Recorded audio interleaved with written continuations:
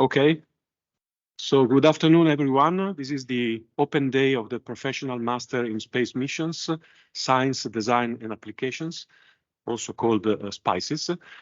And the program includes a very, let's say, broad opening talk by Giuseppe Racca, project manager at ESA. Then I will give an introduction, a general introduction on the master course myself, together with Professor Tortora. Okay. Then there will be a presentation about the space sector in Emilia-Romagna region, which is very connected to this course. And then a general description on the procedure, on the practical information about the master. And then we will have a long and ample session on question and answers. So that will be open to you, of course, and then the conclusions. So as I said, we can start with the opening presentation by Giuseppe Racca, that I welcome to this open day. And I leave the floor to him for this general presentation on space missions. Thank you. Thank you very much, Andrea. I'm very happy to be with you, at least remotely, for this opening of this very interesting course, Professional Master.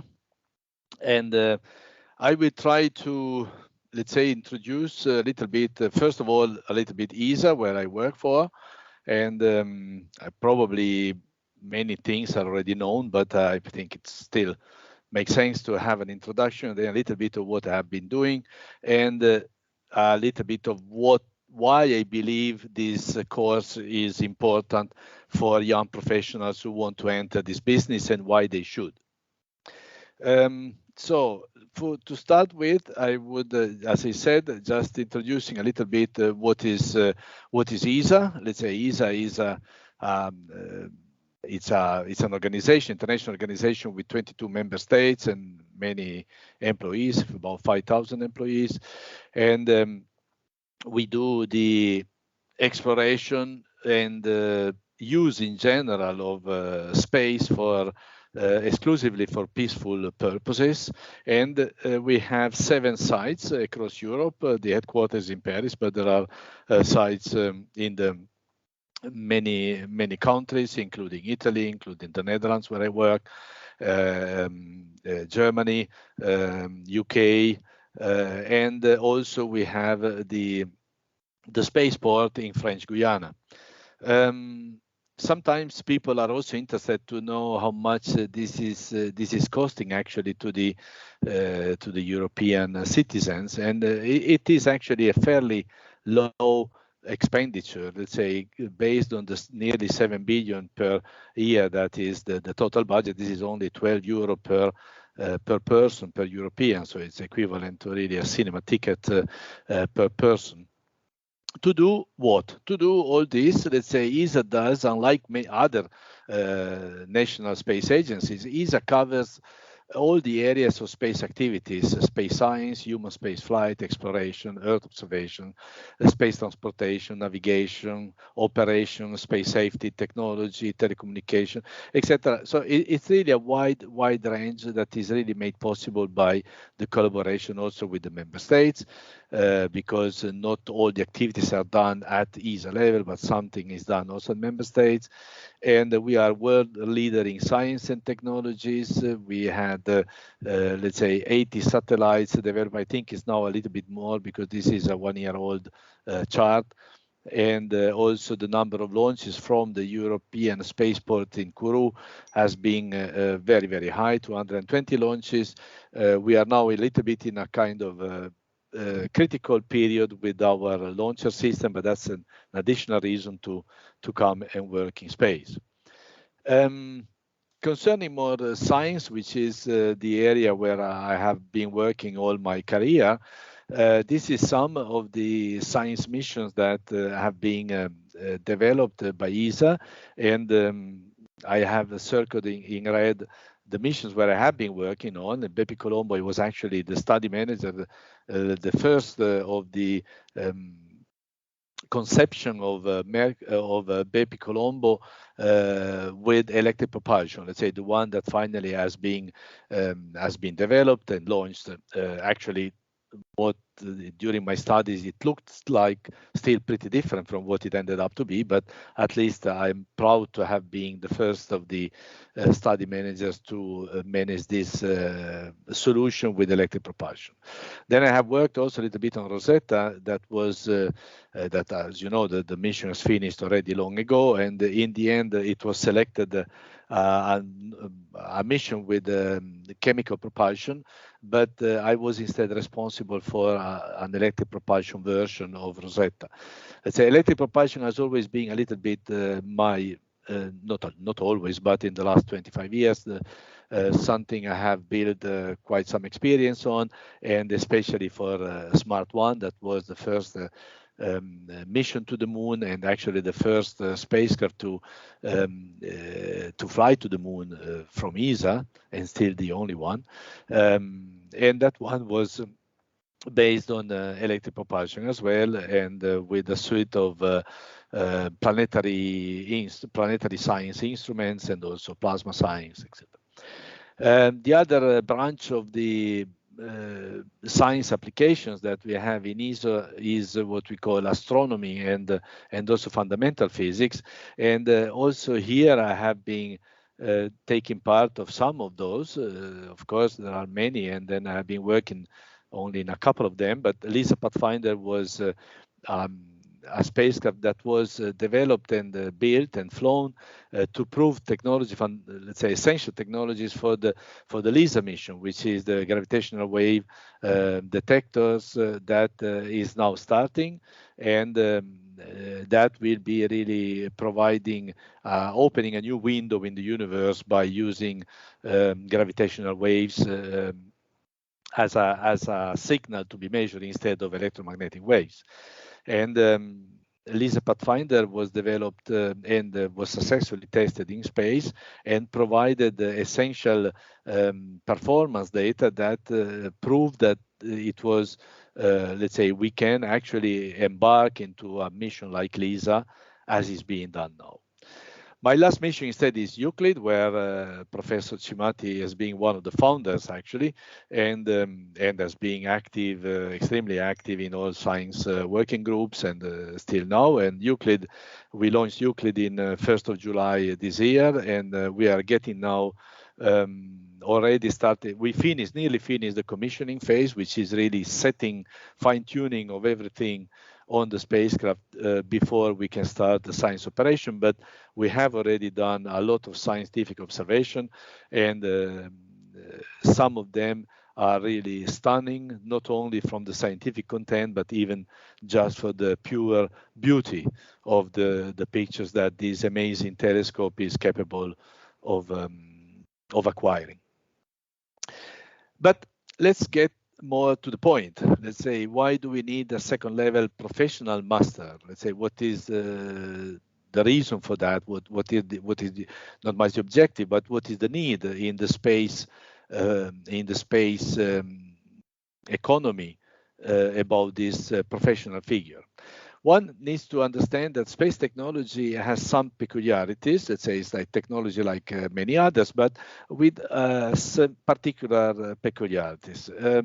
It is typically considered to be a conservative. In fact, it is quite true, because the need of space development is to be reliable. So once you have a spacecraft in space, like we have now Euclid, you cannot really fix it. Let's say you can fix some software, but the rest must work. And if it doesn't work, you have thrown away lots of money. So then not always advanced technology fits well with reliability.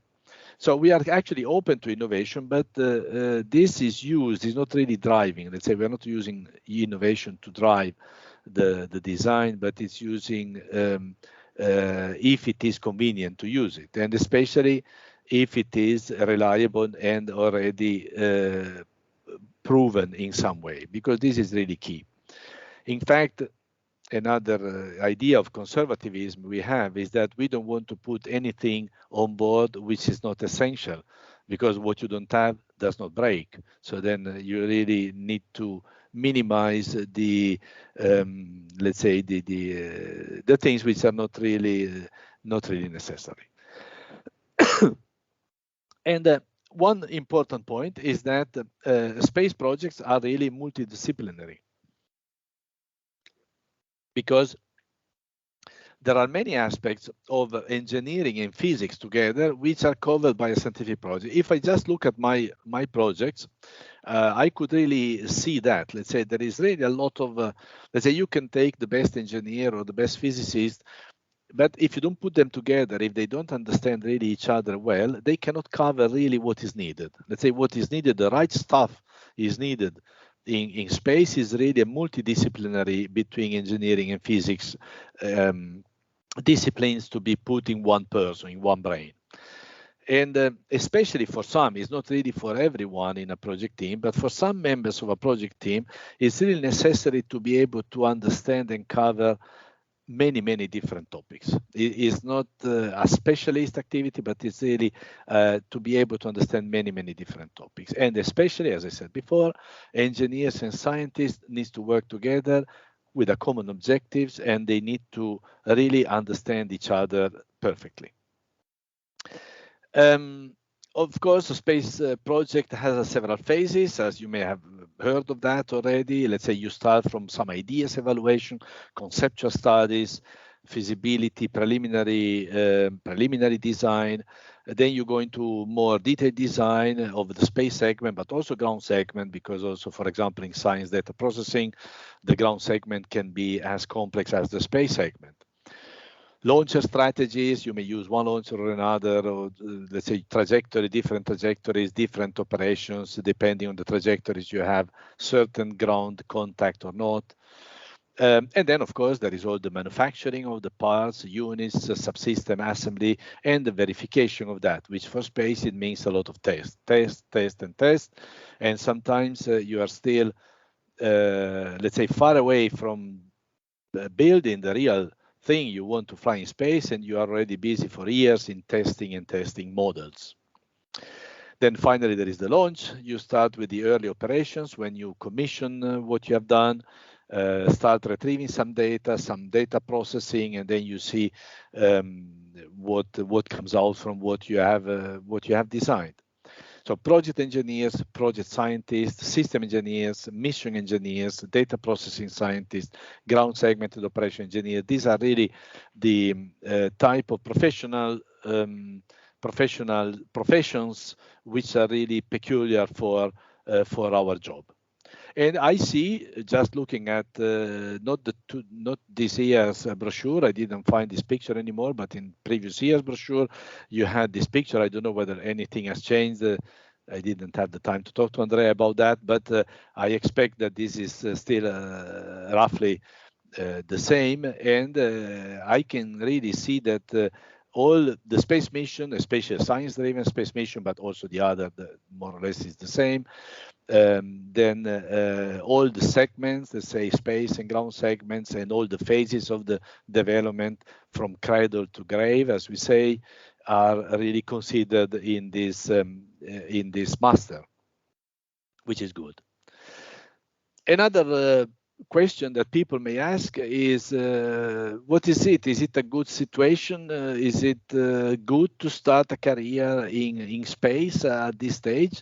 That's a good question, because of course you only have one life, so then you need to spend it in the proper place, even if it's only professionally, but still it's important to have a big part of your life spent in a place which is the good one. Certainly it was when I started to be, let's say, when I entered the space business myself in the early 80s. At the time, it was certainly a booming period. So then, but it hasn't not always been like that. Let's say this chart I found for the civil space program percentage of the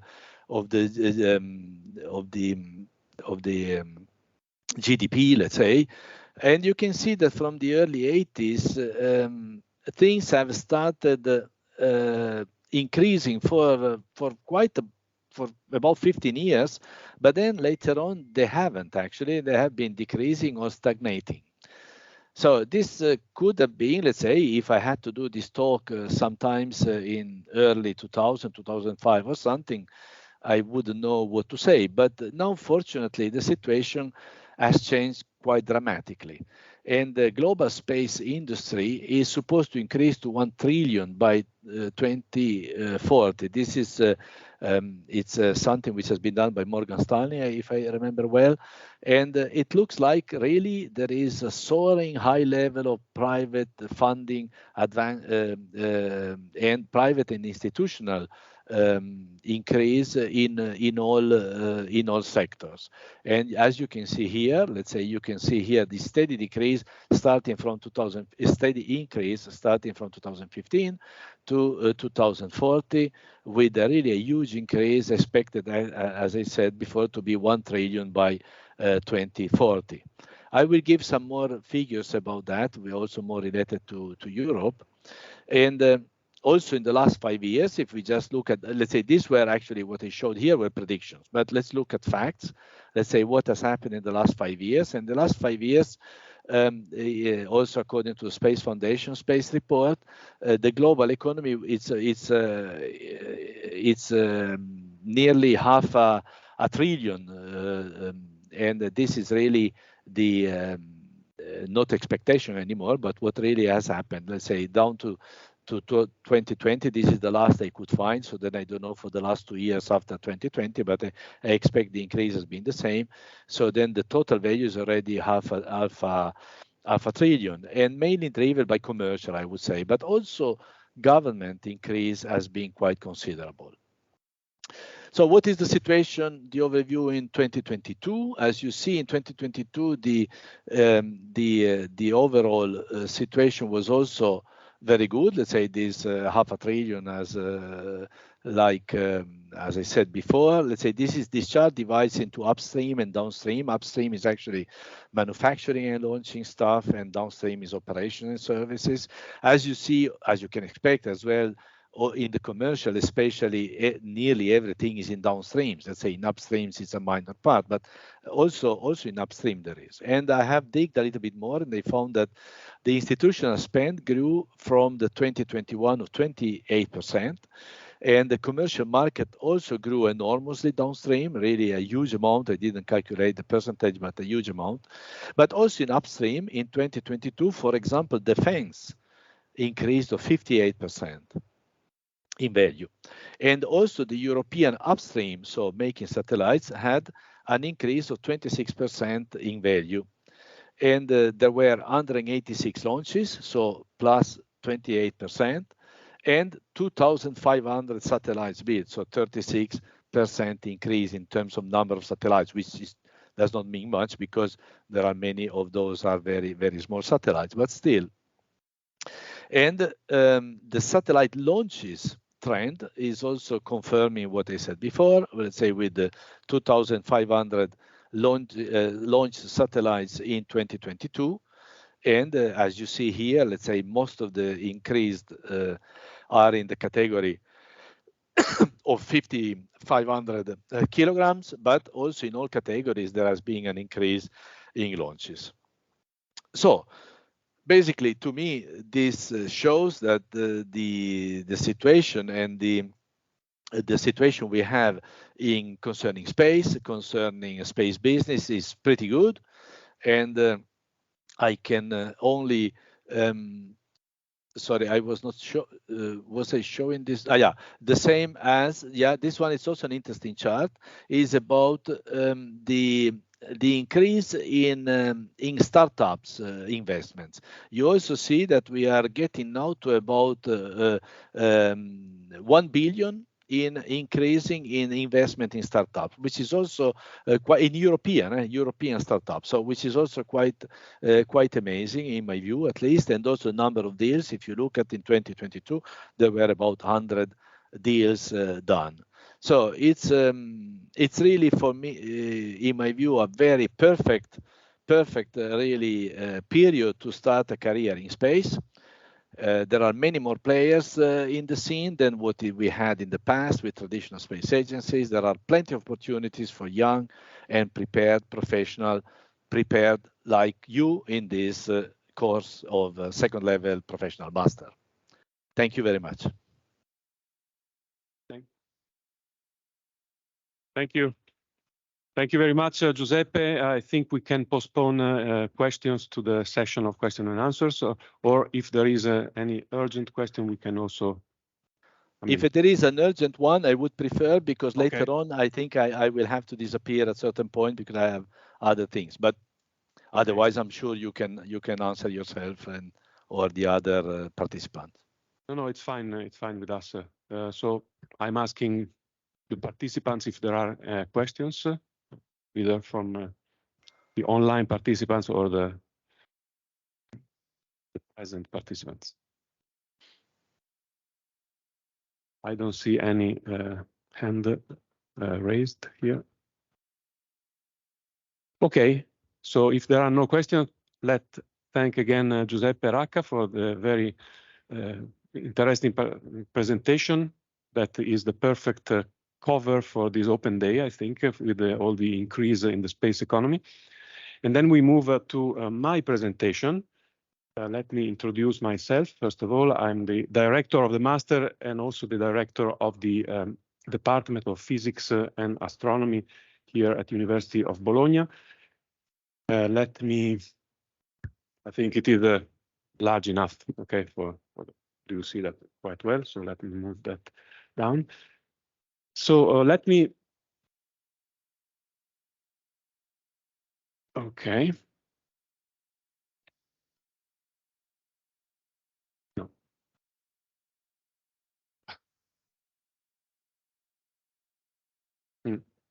Okay, so let's start from this very simple slide, in the sense that what is the motivation of the SPICES master? The motivation is very simple, in the sense that space missions play a very important role in several areas of, let's say, fundamental research, applied research, and also our daily lives.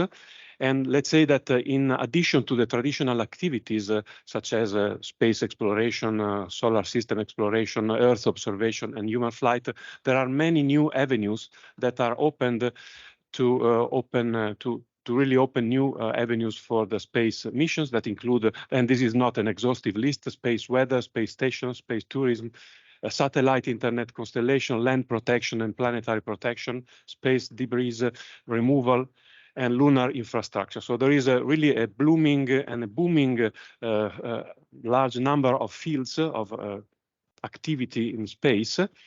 And I don't want to repeat what Giuseppe Racca already presented. So space economy is really booming worldwide. This is one single plot that I have in this respect. So this is the total turnover of the space economy in US $billion up to 2021. And then we saw that it is expected to increase further. And then there are three very important points, especially for prospective students, so that space research and industry are strongly related right now with each other, and even more than in the past. Space-related activities are becoming strategic for each country, also for developing countries. And then this opens a wide range of new professional competencies and in the job market of the space economy. So it is really, in my opinion, a very special moment for this kind of activity. And that was the motivation of our master course. Our master course is focused on all the building elements, the building blocks of a space mission, because space missions include several steps that go from the scientific motivation or application motivation to the exploitation, the optimal exploitation of the data obtained with the satellite. And so the spirit of our course can be summarized in these slides, where you see the main steps that are included in our training platform, starting from the objective of the space mission that can be purely scientific or can be an application objective, the design of the mission, the implementation of the mission, the operation of the mission, and then the ground segment, which is the platform where the data are stored and analyzed, the data analysis itself, which is very varied between different applications, And we have application from pure scientific fundamental research to several concrete and daily applications. And our course also include a wide range of applications that can be also, let's say, introduced to the students. So this is the full, let's say, path of the training platform that we call SPICES.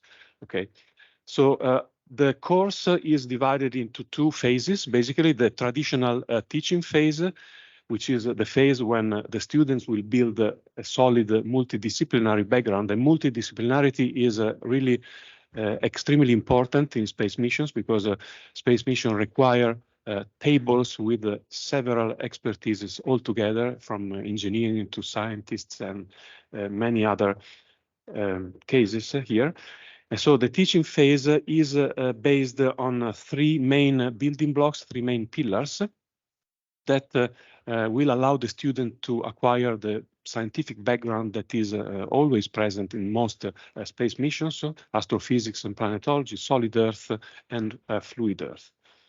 And so these are the courses, the teaching modules that we can say that are associated to these three pillars: cosmology and fundamental physics, high energy astrophysics and particle physics, planetology and astrobiology, which is a very rapidly expanding field of research, fundamental physics of the solid Earth, and fundamental physics of the fluid Earth. So these 4 and 5 speak, let's say, directly to the Earth observation techniques and space mission that will be described later.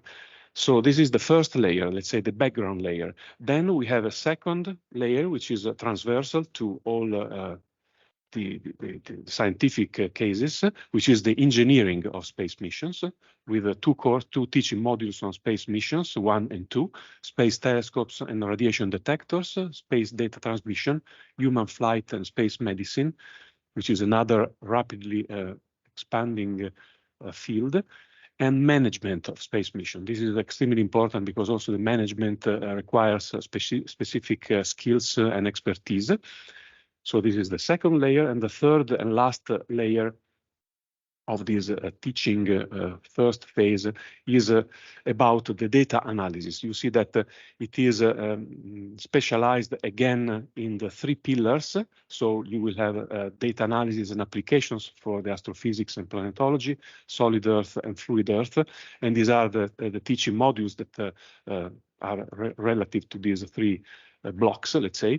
So analysis of astrophysical data, detectors for astroparticles and data analysis, Earth observation techniques and data analysis, applications of geospatial information, satellite monitoring of climate and ocean systems, and image processing and data analysis.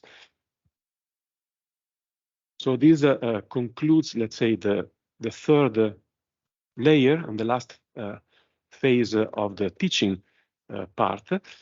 And then I leave the floor to Professor Paolo Tortora that can describe the second phase of the training platform, which is the internship phase.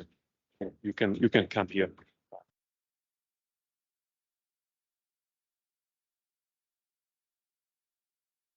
So many thanks, Andrea, first of all, and also a couple of words about myself. My name is Paolo Tortora. I'm from the Department of Industrial Engineering, and my background is in aerospace engineering, in particular space technology.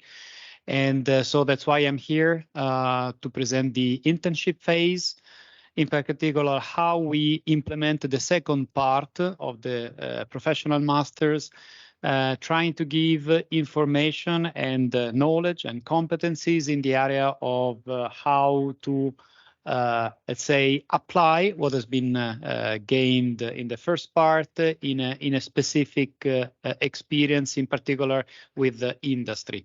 So you will see the blue layer here. In particular, the seminars and the internships are those which entail the participation from companies, industries, and in particular, in some cases also from research centers. So I'm now going to focus on the internship because you see in terms of total credits, in particular, you see here the 36 credits, which correspond roughly to 288 teaching hours in the class, are complemented by this second part, the 24 credits, which according to our rules correspond to about, let's say, 4 to 5 months, which are spent in internship. And of course, I will not go into the details of the variety of the activity that you can do, but what is important to show is which are our partners. So basically where you can spend your internship.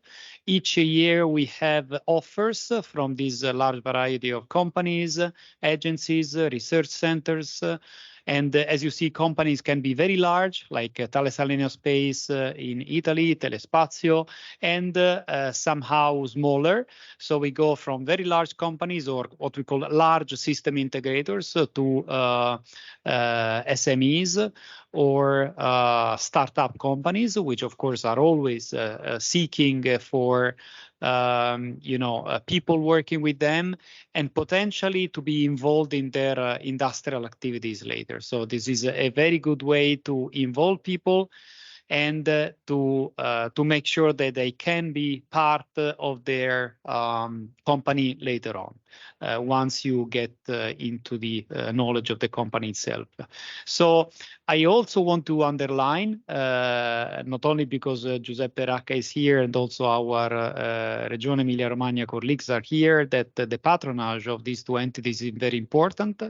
In one way, the patronage by ESA is important because, of course, the European Space Agency is the largest agency we have in Europe, implementing most of the missions we will talk about, and so I think is a very important link. But locally, the Regione Emilia-Romagna is doing a very big effort in trying to launch space activities and the space economy into the industrial activities of the region. So it's a very good link between the largest region, so the Europe I would say, and our own region. I think the general information is for someone else. So of course I'll stay here. If you have questions on the internship, I'll be happy to reply to any questions later on.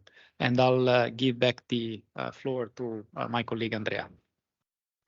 Yes, thank you. Thank you very much, Paolo. Let me go back 1 second to the partners, because I wanted to stress that you may have seen that our partners include both public and private partners. So we have both research institutes or the Italian Space Agency, and then we have a number of private partners. So this is quite peculiar in master courses, in professional master courses, and this is one advantage, because we will see that there is a very good collaboration with both partners, and that is particularly useful to enter the job market in the space sector. So let me give you a few general information now about the master course. The master course is led by the Department of Physics and Astronomy, together with the other 7 departments in the University of Bologna, plus public and private partners. It is based in Bologna. The teaching phase lasts from January to June, and the internship phase from July to December. Okay. It is an international master course, so the official language is English, and it is a second level master, professional master, so it requires a master degree in several, let's say, several disciplines. First of all scientific disciplines are accepted, all engineering disciplines are accepted, but also we have a wide range of possible acceptance from, let's say, statistics, medicine, and others. And actually, some students that we had in our course didn't come from the science or engineering. So because this is exactly also the scope of the master, in the sense that the background, the transversal background of the master is multidisciplinarity, and this is expressed also by the access requirements. To do that, the total number of ECTS, as it was mentioned by Paolo before, is 36 for teaching and 24 for internship. But please note that 75, only, let's say 75% of the teaching hours is compulsory, so you can adapt the teaching modules to your experience, to your needs, to your taste, in order to have a sort of a more flexible participation in the in the teaching phase to be optimized with respect with the time that you have available to follow this course. So we can accept a number of students from 10 to 30. And there is also some financial support from the partners that comes in the form of scholarships or study grants that are used to, let's say, reduce the cost of the fee for the enrollment in the master course. And then, as we said already several times, we have a wide range of partners that are extremely useful to, let's say, optimize the choice for the internship program depending on your final aim and the possibility to maximize the possibility to enter successfully in the job market. The master course is very young. It was launched in 2020, so the third edition is ongoing right now. So only 2 editions were completed so far in these academic years, 2020, 2021. Sorry, there is one missing, and 21, 22.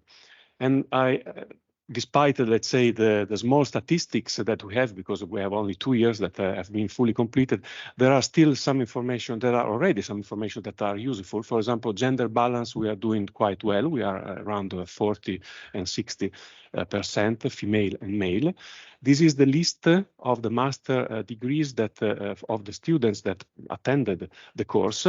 And you see we have several fields of the engineering part, astrophysics and physics, but we have also forestry and environmental sciences and technologies, because precision agriculture is, for example, another very important field in the space sector, medical, veterinary and pharmaceutical biotechnology, and also human biology, because there is a part that is increasing much in the space sector, space economy, which is relative to space medicine, space biology, and several applications like that.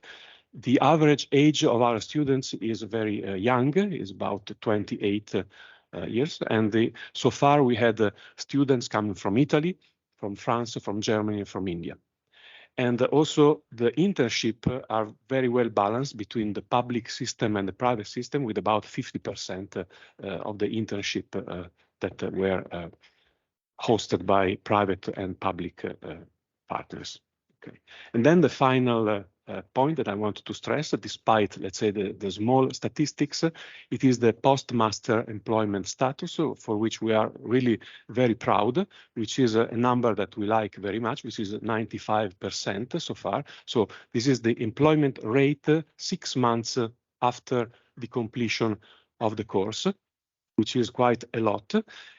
And it is not, let's say, a generic employment, but it is employment in the space sector, okay, either public or private. So it is quite good, and actually it is very promising for the future.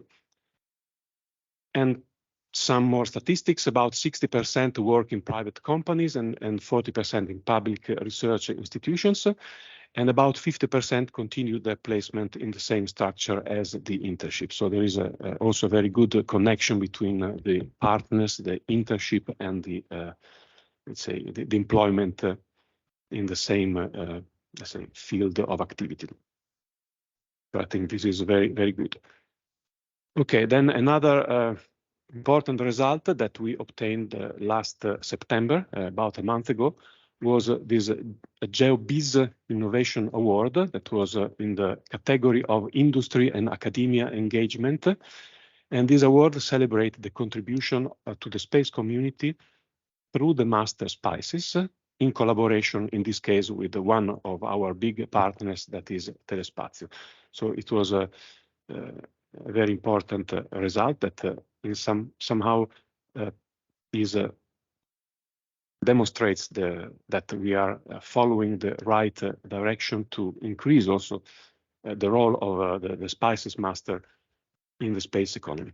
So this is a question that is for students, for prospective students. Why should they enroll in SPICES?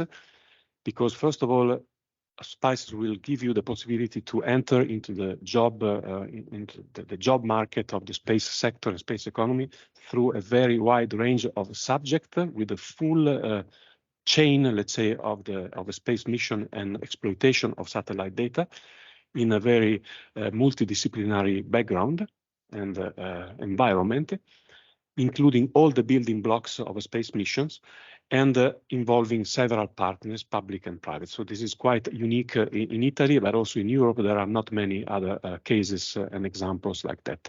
So the very final aim is to give the students the possibility to develop the key professional skills for a successful career in the space economy. Let me conclude with this picture that I like very much. That's me, together with Giuseppe Racca at Thales Alenia Space in Torino.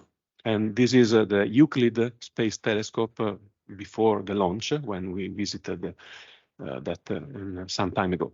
So we are very proud of that, and this is also, let's say, a demonstration, a proof that we are really dealing with a space mission. And I was one of the founders of this mission, and I could follow the development of that mission since 2008.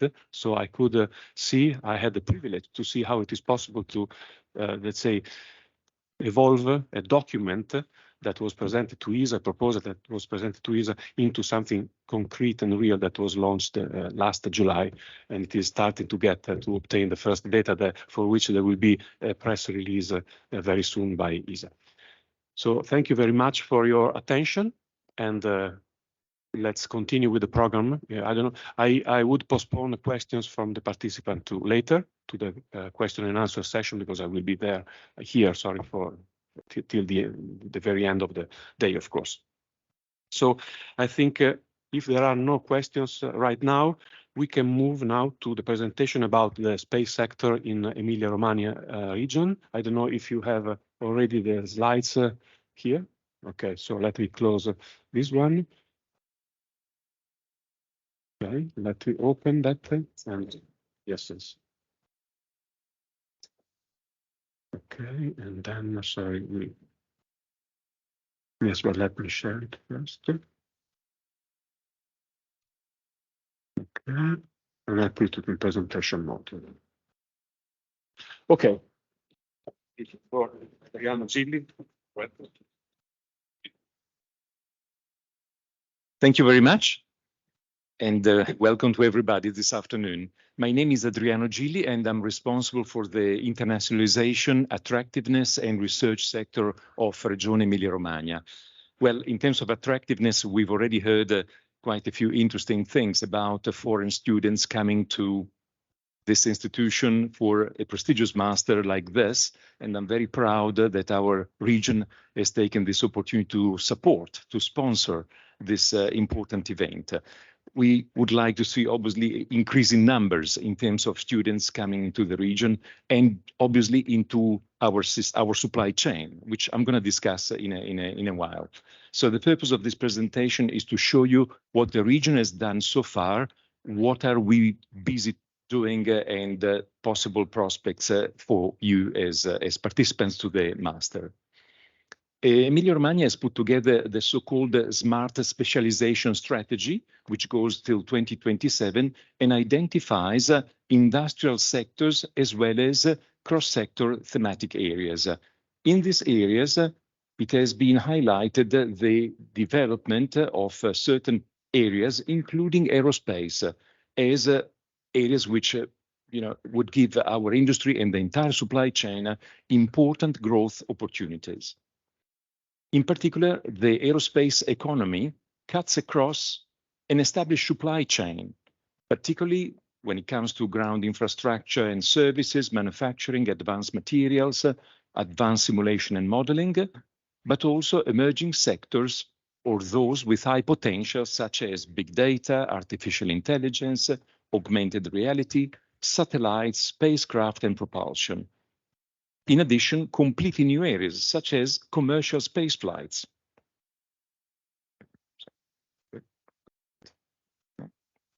Right. The aerospace economy is characterized by high or very high specialization and knowledge intensity, by high generation of direct and indirect added value, areas that go far beyond the boundaries of topics which are strictly related to aerospace. Besides new materials, areas such as food, activities to be carried out in space, such as the importance of keeping the astronauts fit and fully functional, are very much leading to the development of gym equipments to be used in space. In addition, the region supports a strategic forum for the promotion of the sector, and the forum facilitates the discussion about the stakeholders in particular, which sees a business association, universities, and the research environment. So in a nutshell, the participation of the public sector with the private one. As an ongoing collaboration agreement with the military air force, this also led a few months ago to the signature of a letter of intent with Axiom Space for the development of the new commercial space station. The region also has the support of a consortium called ARTER. ARTER is a member of a national aerospace technology cluster, so we have access to that cluster through them, and collaborates with the Copernicus User Forum, the platform dedicated to the users of Copernicus Earth Observation Program. In addition, the region collaborates also in the development of services to be carried out within the IRIDE program. In terms of institutional and business missions, this is what we've recently done. Last year, in December, the region took part to the Italian National Space Day in Washington, which was followed by a large mission to Houston in Texas this year in March. Not only companies of the aerospace sector, universities and research centers took part, but also two other organizations operating in the field of life sciences. So that's another example of cross-pollination. Participation to the 5th edition of the Italian-Canada Business Forum, which is this year dedicated to artificial intelligence and space economy. This is going to take place next week in Montreal. This will also be followed by our participation to the new Space Economy Forum in Rome at the beginning of December, and to the Italian National Space Day in Tokyo, also around mid-December.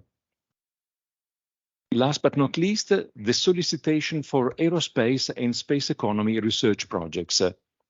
First in its kind, the region issued a solicitation. You can see here the link, if for those needing additional or wanting additional information. 10 grant applications have been received, and the research and development areas proposed are advanced air mobility, development of materials and products for space, innovation in the design and construction of critical infrastructure based on satellite data, resilience and climate neutrality, very much a hot topic, miniaturization of satellites, and in-orbit servicing and manufacturing. So this is a very much an evolving activity as we speak, but we are very pleased to see the numbers that Professor Tortora and Cimatti have showed us before. So thank you very much for your attention. For any additional information, you can certainly use this email address, and we'll be pleased to receive your queries. Thank you very much. Thank you.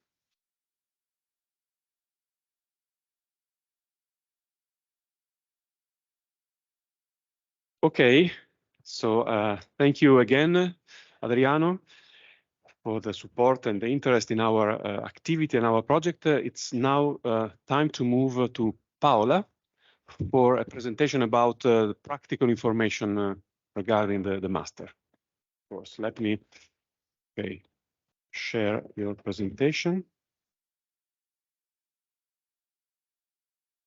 Okay. A second.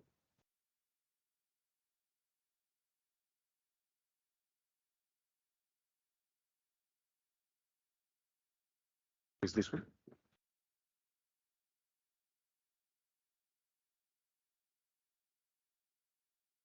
Good afternoon, everyone. Well, a very, very brief and quick overview on what are the organizational aspects of this master course. I cannot move to presentation mode, but it's already no. Oh yeah. So very briefly, this is the course structure. Professor Cimatti has already. Più vicino? Can you hear me? Okay. Professor Cimatti has already talked about the course structure, and lectures and seminar of this master has a length of 288 hours, and we start on January, the 24th of January, and end in mid-June. Lectures and classroom activities are held on Wednesday afternoon from 2 to 6 p.m. and on Thursday and Friday, almost every week, the entire day, Thursday and Friday. As Professor Cimatti was saying, the minimum mandatory attendance is 75%, so 216 hours out of 288. The teaching mode of this master is hybrid, so we can have classes in presence and in remote.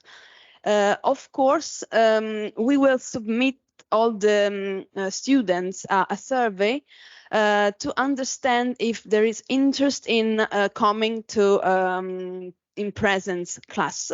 So based on this monthly survey, if we reach at least a minimum number of 5 students, we can have the class in presence. Otherwise, we'll go remotely for this month, and we'll do for each month of the length of the master. Internship, I think almost everything has already been said, so it's a very long internship period because it's needed, is the core of this master, and approximately the internship of the master starts in July and end in January of the next following year in 2025. Important to say that the working student can choose to develop a project work instead of internship experience for students who cannot attend or cannot have permission from their employers. Which are the procedures and the deadline for selection and enrollment? The call for application ends on the 21st of November, so quite soon. The entrance exam will be held on the 4th of December. The exam is actually motivational interview. So the assessment, the evaluation of a candidacy will be done on the interview and the evaluation of qualification of the candidates, so their CV, their education, their professional experience. The maximum score is 100 points, 40 points for the qualification, and 60 points are awarded for the motivational interview. The publication of this final ranking will be done on December 19th. On the very same day, the registration enrollment procedure starts and ends on the 9th of January. We can have a minimum of 10 students and a maximum of 30 participants. These are the master degree admitted for the requirement for the admission, but as Professor Cimatti was saying, the evaluation committee, the scientific council of the master, will evaluate other master degrees according to students' experience, students' motivation, and so on. Same for the students coming with a degree obtained abroad, and the council, the scientific council of the master, will assess this master degree and state if they are admissible for the master or not. For all the procedure, the formal procedure for declaration of value, translation of the qualification, and the legalization, I'll invite you to read the call for application, the Article 2, because it's a very, not that complex, but it's a very formal process. And this is what I was already saying. The system for the tuition fee. The tuition fee of the master is the 4,700 euros to be paid in 2 installments. The first installment is the half of the entire amount to be paid in the enrollment period. So from, I think, the 19th of December to the 9th of January. And the second installment shall be paid by the end of April. The master has a system of scholarship. 4 of them cover the full amount of the tuition fee, and they go to the 4 first candidates on the ranking. And we have other 2 scholarships that cover the half of the tuition fee awarded to the 5th and the 6th candidate position in the final ranking. Of course, the cost of the enrollment can be done by third parties, so your employer, an agency, a public body, a foundation. In this case, I invite you to write the organization secretary in order to obtain the formal letter to be signed by your employee or the body that will provide the tuition fee for you. I think that is more or less everything I wanted to tell you today. So thank you for your attention. All this information is available on the web page of the master and on the website of the master. And of course, you can always use this email address to write for further inquiries. So feel free to write to me. Thank you.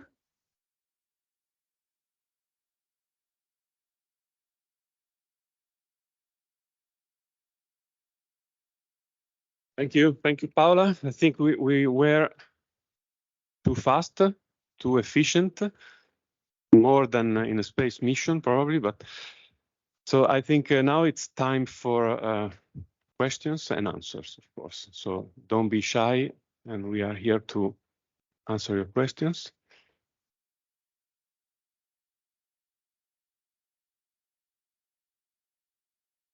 Maybe it was very clear or not. Do you have any questions here? Just to break. Okay, there is one. You can come here, please, so that the others can hear you.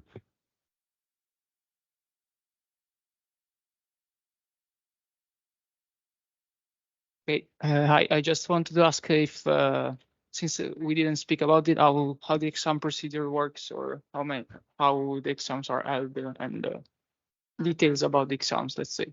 Since I saw there are a lot of courses, so I wanted to understand how it works to give an exam for each course.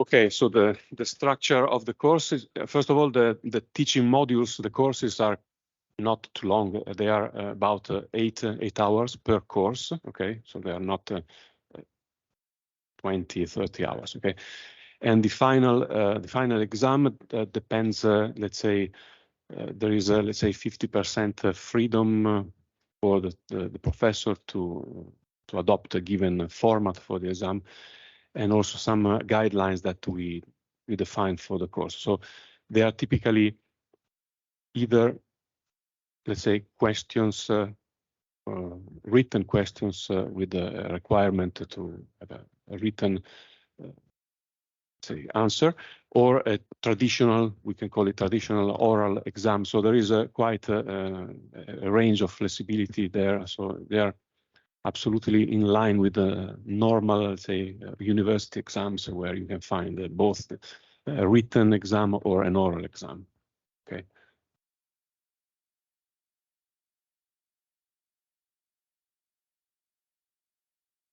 Yes, they tend to be given at the end of each module, or there is a, but also in that case there is a lot of flexibility depending on how the professors and the students agree on the best format for both. So, for example, for a group of modules, they, in some cases, it happened that they grouped the exam all together for, let's say,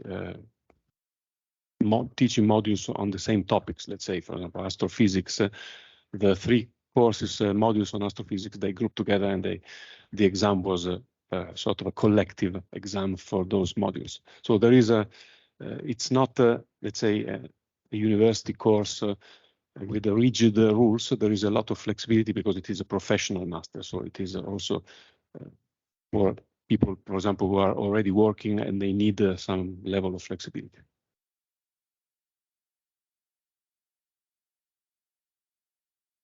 I don't know if you want to add anything, Paola, or yes, Paolo? Yes. So just to add and complement what was said so far on the exams, I mean, the small numbers of students allow us to be really flexible. Just to give you an example of what happened last year, I mean, actually this year, 2023, at the end of the module for space missions, we asked the students when it was best for them to give the exam. They simply talked to each other. They decided that it was better to do it after a few months after the end of the module. And so they simply decided to do it in May or June, I don't remember exactly, even if the module was ending in March. So once again, it was a matter of 10 to 12 students, so we have the maximum flexibility in that. We also gave the freedom to say, you want to do it all together, or maybe just 2 groups of 6 people. And once again, let's say the amount of time spent for the students in the exam is so small relatively to the length of the course that really this is not a problem for us to do it with 2 different sessions or in a single session and so on. It's a completely different approach with respect to when we do regular exams in the bachelor or in the masters. It's clear that when you have 100 students, you cannot be that flexible. When it is much smaller number of students, the flexibility is really hard. Thank you, Paolo. Yes, so the keyword is flexibility, and I think that's a good, quick keyword to summarize the answer. Okay. Other questions from online participants or?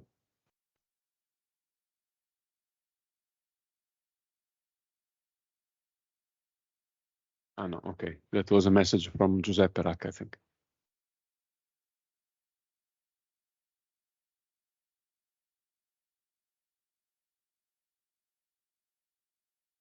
I don't see any question. Oh, yes. Hello, Eleonora, please.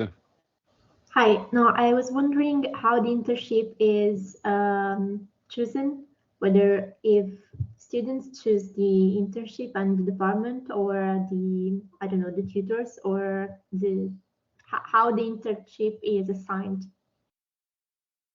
How the internship is chosen by the students.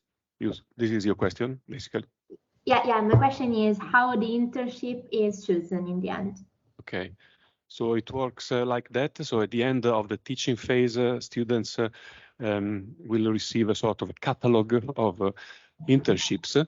So they can select 5 of them with a ranking.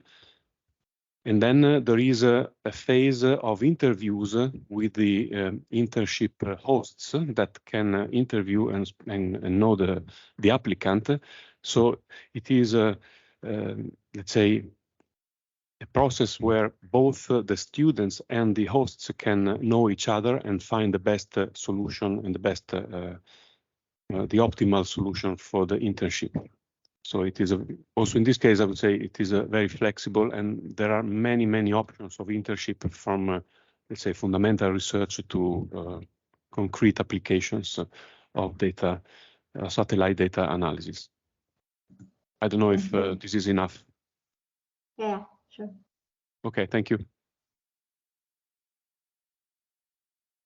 Again, this is Paolo Tortora. I'm just adding a very small comment. When Andrea talked about the catalog, it is important to say that this catalog is renewed and updated every year. So based on, first of all, which are the companies offering internships, in particular for the 2023-2024. Each year we may have ingress of different companies offering their internships. We usually ask them to offer at least 2 or 3 different projects within what their activities are, so that we have a number of possible internships, which is usually much larger than the number of students which are enrolled. And this guarantees a very wide choice. That's why we allow students to select up to 5 different projects. And then, of course, there is a kind of ranking process based on the selection done by the companies. So it's not just a standard catalog of internships, but this is updated every year based on the activities, industrial activities, which companies are doing every year, plus research activities which are done in the research centers. So I would say that none of the offers done every year was equal to the one of the previous year. So it's exactly a new process done every year based on new projects that they're doing. Thank you, Paolo. Yes, there is a... If you already work, that depends, that can change from case to case through an agreement, for example, with between your company and the host company, or there is also the option to do a this is called the project work, which is something that you can do. Let's say it is lighter than a normal internship, so it's more similar to a thesis project. Okay. So it is fully compatible with the possibility that a student is working already in a company. And I wanted also to say that it is also possible for employees of a company to enroll in the master as at a reduced fee of 15% reduction. So that was not said before, I think.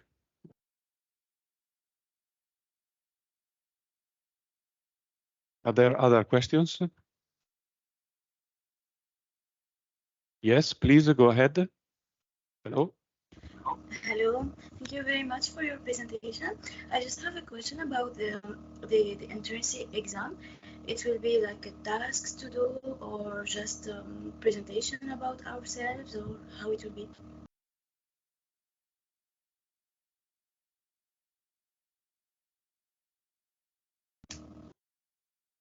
Hello, can you hear me? Yes, I can hear you, but I couldn't hear very well your question. The question is about the admission exam. The internship exam. It will be like a task to do, or it will be just a presentation? It is basically a... You want to comment about that? So it is based on a motivation discussion by the students, if I understood your question correctly. So you don't have to prepare a presentation, let's say a formal presentation.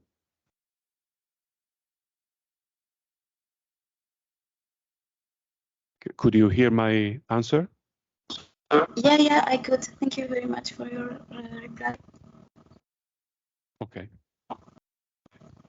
Sure.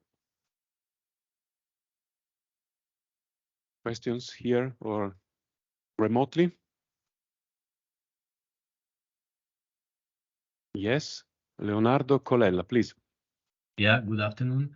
I want to know something about the internship. If all the 600 hours has to be spent in the same place, so same agency, or we can split them. How does it work?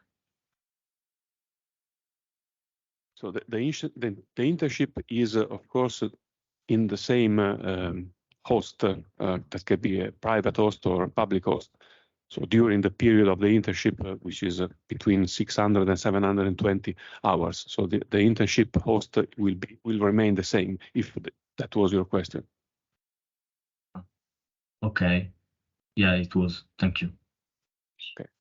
So you cannot do two internships at the same time, of course, because the internship is the, let's say, the period where you gain and you build your professional skills that open the doors to the job market in the space economy. So it's very good that you stay and remain in the same hosting structure. Thanks. You're welcome.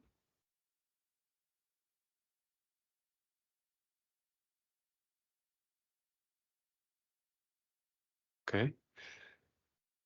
No more questions, but there is time for further questions if you want.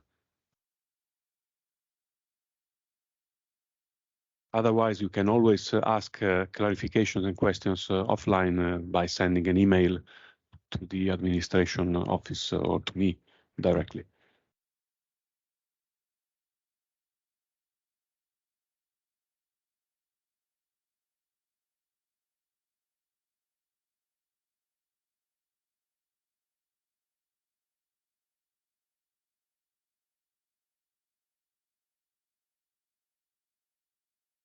Okay, so if there are no further questions, I think we can close here. We thank very much all the speakers and the participants, and we hope to see you very soon at the selection and admission phase. Okay, so thank you very much and goodbye.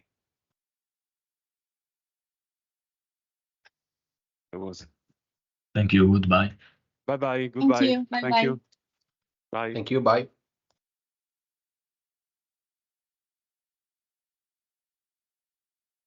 Professore,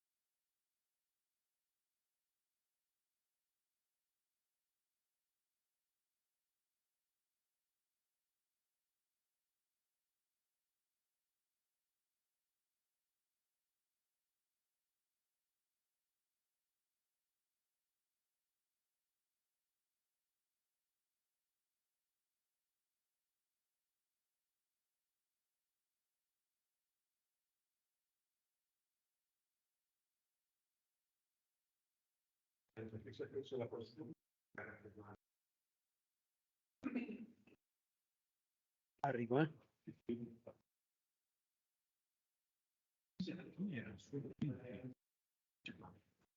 Erano solo 20, sono arrivati fino a 23 più i 6 che erano qua.